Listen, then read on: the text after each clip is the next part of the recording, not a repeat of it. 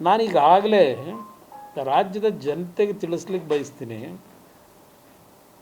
ಈ ಪ್ರಾಜೆಕ್ಟು ಬಂದಂಥದ್ದು ಯಾವ ರೀತಿ ಪ್ರಾರಂಭ ಆಗಿದೆ, ಅದು ಅಂತಿಮ ಎಲ್ಲಿತ್ತು, ಈಗ ಅದು ಮತ್ಯಾತಕ್ಕೆ ಪ್ರಾರಂಭ ಆಯ್ತಿದ್ದು, ಇದು ನೂರಾರು ಬಾರಿ ಜನತೆ ಮುಂದೆ ಹೇಳಿದ್ದೀನಿ. ಪಾಪ ಇವತ್ತು ಹೇಳ್ಕೊಂಡಿದ್ದಾರೆ, ದೇವೇಗೌಡರ ಹೆಸರನ್ನು ತೆಗೆದಿದ್ದಾರೆ. ಇದೇನೋ ಅಣ್ಣಾಜಿ ಅಂತ ಪದ ಬಳಸೋರೆ.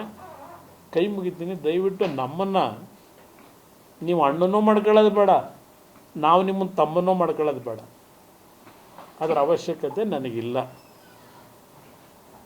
ಇಲ್ಲಿ ಪ್ರಶ್ನೆ, ಈ ಪ್ರಾಜೆಕ್ಟು ಎಲ್ಲಿಂದ ಉದ್ಭವ ಆಯಿತು? 2006 ಹೌದು, ನಾನು ಮುಖ್ಯಮಂತ್ರಿ ಆದೆ.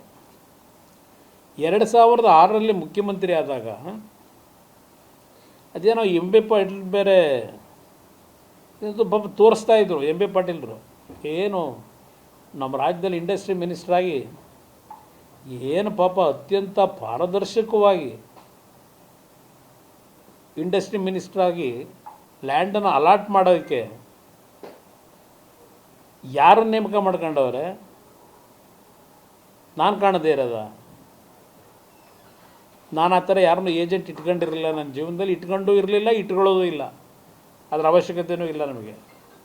ಈ ಪ್ರಾಜೆಕ್ಟ್ ಶುರು ಮಾಡಿದಾಗ ಬೆಂಗಳೂರು ನಗರದಲ್ಲಿ ಇದ್ದಂಥ ಒಂದು ಒತ್ತಡಗಳು ಪಾಪ ಹೇಳಿದ್ದಾರೆ. ಕೃಷ್ಣ ಅವರ ಹೆಸರು, ವೀರಪ್ಪ ಮೊಯ್ಲಿ ಹೆಸರು, ಇವರೇ ಅದಿಂಥದ್ದು ಏರ್ಪೋರ್ಟಿಂದು ಭೂಮಿ ಅಕ್ವೈರ್ ಮಾಡಿ ದುಡ್ಡು ಕೊಟ್ರಂತ 6 ಲಕ್ಷ ಇದೆಲ್ಲ ಹೇಳ್ಕೊಂಡಿದ್ದಾರೆ. ಪಾಪ ಹಳೆದನ್ನೆಲ್ಲ ನೆನೆಸ್ಕೊಂಡಿದ್ದಾರೆ.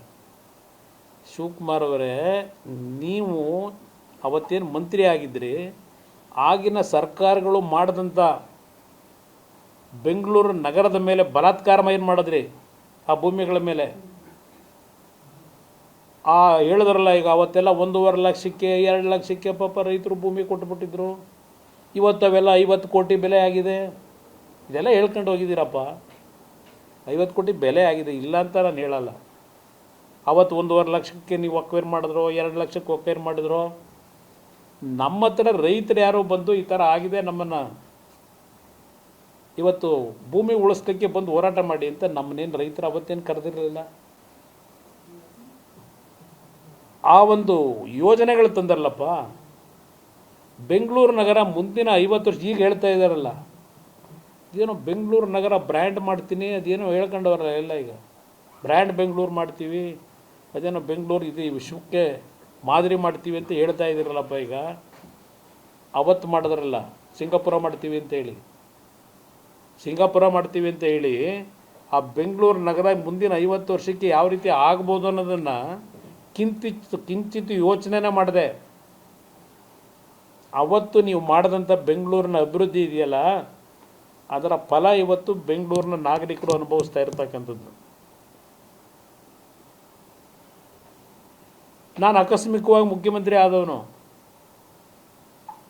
ಆ ಸಂದರ್ಭದಲ್ಲಿ ಬೆಂಗಳೂರಿನ ಪರಿಸ್ಥಿತಿಗಳನ್ನು ನೋಡಿ ಹಲವಾರು ಯೋಜನೆಗಳನ್ನು ತರಬೇಕು ಅಂತ ಮಾಡಿದ್ದು ನಿಜ. ನಾನು ಉದಾಹರಣೆಗೆ ಬೆಂಗಳೂರು ನಗರದಲ್ಲಿ ಒಂದು ಇನ್ನರ್ ಕೋರ್ ರಿಂಗ್ ರೋಡನ್ನು ಮಾಡಬೇಕು ಅಂತ ಹೇಳಿ ಸುಮಾರು 102 kilometre elevated road, inner core ರೋಡನ್ನು ಎಲಿವೇಟೆಡ್ ರೋಡನ್ನ ಮಾಡಬೇಕು ಅಂತ ಹೇಳಿ 2006ರಲ್ಲೇ ತೀರ್ಮಾನ ಮಾಡಿದ್ದೆ. ಇವತ್ತು ಯಾವೊಂದು ಗಾಳಿ ಆಂಜನೇಯ ಸ್ವಾಮಿ ಟೆಂಪಲ್ ಇದೆಯಲ್ಲ ನಮ್ಮ ಬ್ಯಾಟರಾಯನಪುರ ಅಂತ ನಮ್ಮ ಮೈಸೂರು ರೋಡ್ನಲ್ಲಿ, ಆ ವೆಸ್ಟ್ ಆಫ್ ಕಾರ್ಡ್ ರೋಡ್ ಪಕ್ಕದಲ್ಲಿ ಪ್ಯಾರಲಲ್ಲಿ ಆ ದೇವಸ್ಥಾನದ ಪಕ್ಕದಲ್ಲಿ ಡ್ರೈನೇಜ್ ಮೇಲೆ ಒಂದು ಫ್ಲೈಓವರ್ ಮಾಡಿದ್ದೀವಲ್ಲ, ಅದು ಒಂದು ಸಣ್ಣ ಯೋಜನೆ ಅಂತ ಪ್ರಾರಂಭ ಮಾಡಿದ್ರು, ಪೈಲಟ್ ಪ್ರಾಜೆಕ್ಟ್.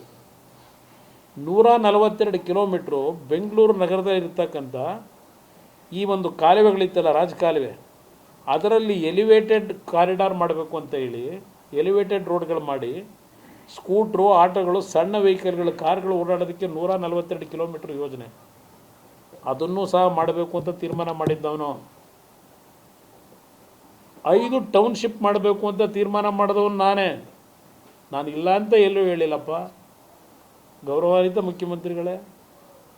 ನಾನು 100 ಬಾರಿ ಹೇಳಿದ್ದೀನಿ, ನಾನೇ ಮಾಡಿದ ಮಾಡಬೇಕು ಅಂತಕ್ಕಂಥ ಯೋಜನೆಯನ್ನು ತರಬೇಕು ಅಂತ ಹೊರಟವನು ಅಂತ ನಾನೇ